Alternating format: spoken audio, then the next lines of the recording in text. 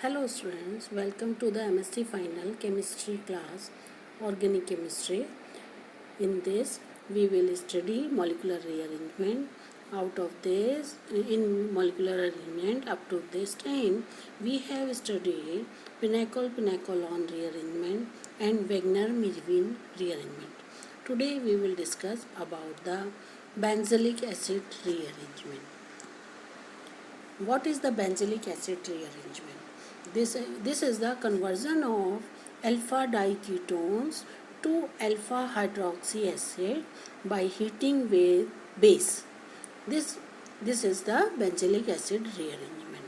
The common example of this rearrangement is conversion of benzyl to the benzoic acid anion, as shown in the next slide. So this is the benzyl. Benzyl is alpha diketone, as the two ketonic group are adjacent position. So it is an example of alpha diketone. So benzyl on treatment with base KOH converts it into the benzoic acid anion. This one is benzoic acid anion. So this is the rearrangement. This benzoic acid anion on hydrolysis, acid hydrolysis converts to the benzoic acid. अब यहाँ पे note करने वाली बात क्या है कि what is the driving force for this rearrangement, कि ये रीअरेंजमेंट होता क्या है, क्यों है? क्योंकि इसमें जो बेंजोइक एसिड एनायन बनता है, this is more stable in comparison to the benzene, because in this anion there is resonance possible here. It can exist in two resonating structures. Therefore this anion is more stable in comparison to benzyl, because in benzyl there is no resonance due to these carbonyl groups. Therefore this rearrangement goes on. Now next, mechanism. ये rearrangement होता कैसा है, mechanism इसका क्या है, ये सबसे पहले इनगोल्ड साइंटिस्ट ने दिया था 1928 में. उन्होंने कहा ये 3 स्टेप्स में होते हैं. फर्स्ट स्टेप में OH आयन जो बेस का है वो कार्बोनाइल ग्रुप पर अटैक करता है इस तरीके से. ये देखिए,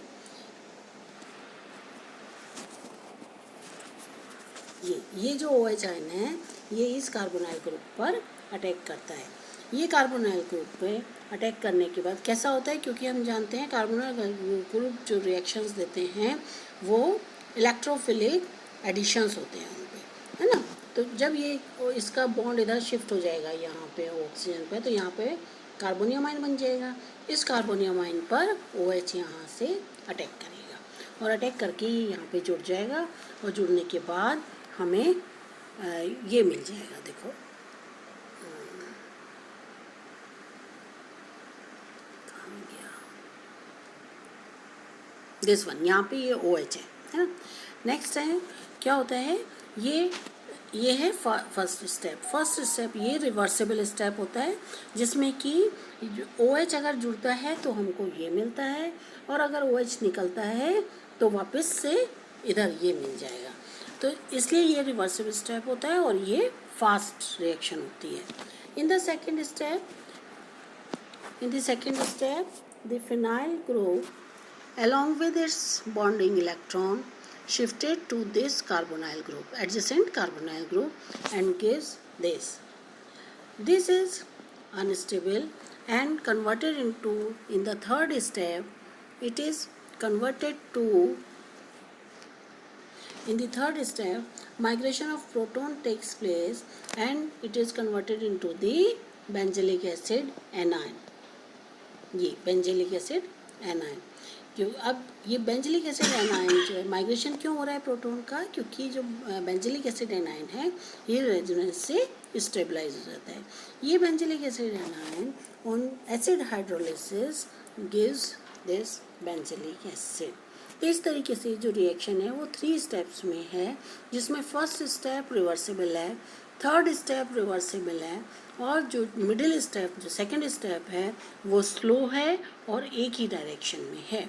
तो जो फर्स्ट और सेकंड, फर्स्ट एंड लास्ट यानी कि फर्स्ट एंड थर्ड जो है वो फास्ट है रिएक्शन, और जो सेकंड वाली रिएक्शन स्टेप है वो रेट डिटरमाइनिंग स्टेप है, क्योंकि जो स्लोएस्ट रिएक्शन होती है वो ही रेट डिटरमाइनिंग स्टेप होती है। अब क्योंकि इसमें रेट डिटरमाइनिंग स्टेप में यहाँ पर ये है जिसमें बेस भी है और आपका बेंजिल भी है, तो देयरफॉर इस रेट डिटरमाइनिंग स्टेप जो है वो सेकंड ऑर्डर की है, क्योंकि ये दोनों की कंसंट्रेशन पर डिपेंड करती है, बेंजिल की कंसंट्रेशन पर भी और बेस की भी कंसंट्रेशन पर। तो ये जो मैकेनिज्म है ये इनगोल्ड साइंटिस्ट ने दिया। फिर इसके बाद में इस मैकेनिज्म को प्रूव करने के लिए वेरियस फैक्ट्स दिए गए जो कि आगे हैं। ये देखिए,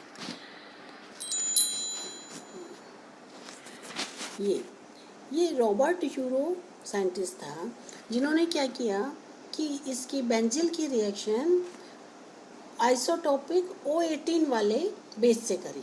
तो जिसमें कि जो OH आयन है ऑक्सीजन के ऊपर O18 वाला आइसोटोपिक ऑक्सीजन है। जब उन्होंने इसके साथ रिएक्शन करी तो उन्होंने क्या पाया, उससे क्या देखा उन्होंने कि जो बेंजिल थी, इनिशियली जो हमने बेंजिल ली थी उसमें भी ऑक्सीजन पर O18 वाला आइसोटोप मिला, यानी कि जो बेंजिल का प्रोडक्ट मिला उसमें O18 था। ये देखो यहाँ पर इस तरीके से, और प्रोडक्ट में कम मिला।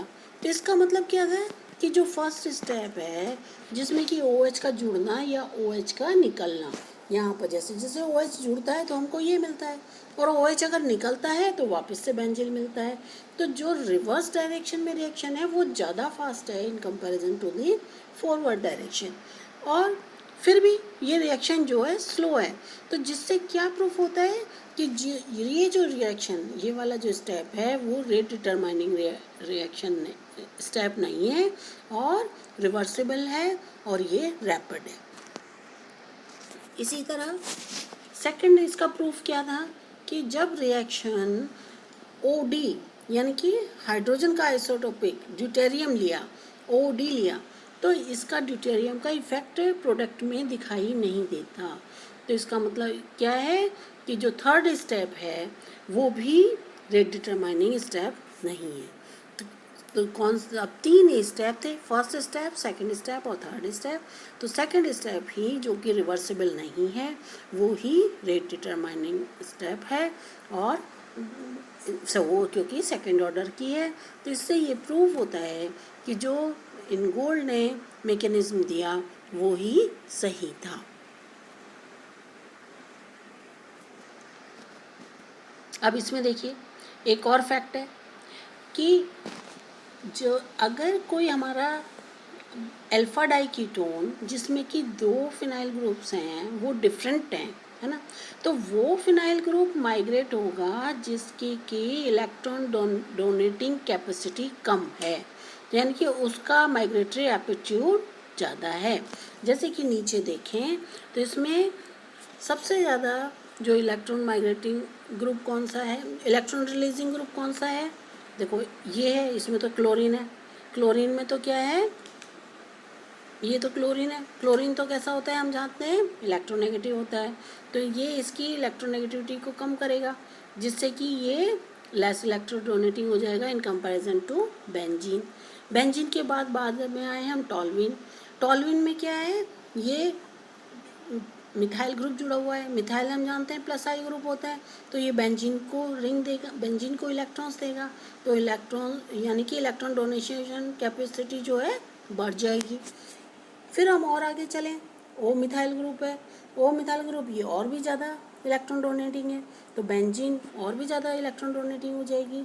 तो यानी कि इसकी माइग्रेटिंग एप्टीट्यूड इसका और भी कम हो जाएगा। कहने का मतलब ये कि अगर ये डिफरेंट जुड़े हुए हों तो माइग्रेशन किसका होगा, पहले इसका होगा, फिर फिनाइल का होगा, फिर टॉलवाइल का होगा, और फिर ये एनिसाइल ग्रुप का माइग्रेशन होगा। तो ऐसा क्यों होगा, देखो अब आप इसको, ऐसा इसलिए होगा नेक्स्ट स्लाइड में देखिए कि जो हम माइग्रेशन कौन से वाले ग्रुप का होता है, जहाँ पर OH जिस कार्बोनाइल ग्रुप पे अटैक करता है। अब जैसे इसमें हम कंपैरिजन करें तो इसमें क्या है, दो हमारे ग्रुप हैं, दो कार्बोनाइल ग्रुप हैं, एक कार्बन ये रहा और एक C1 है और एक C2 है। हमने इसको 1 और 2 से शो किया है, C1 और C2। अब इसमें जो OH है, अटैकिंग रीजन क्या है, OH कहाँ अटैक करेगा, OH कैसा है, न्यूक्लियोफाइल है, यानी कि जिस कार्बन पर इलेक्ट्रॉन्स की जितनी ज़्यादा कमी होगी वो ही OH वहीं पर अटैक करेगा।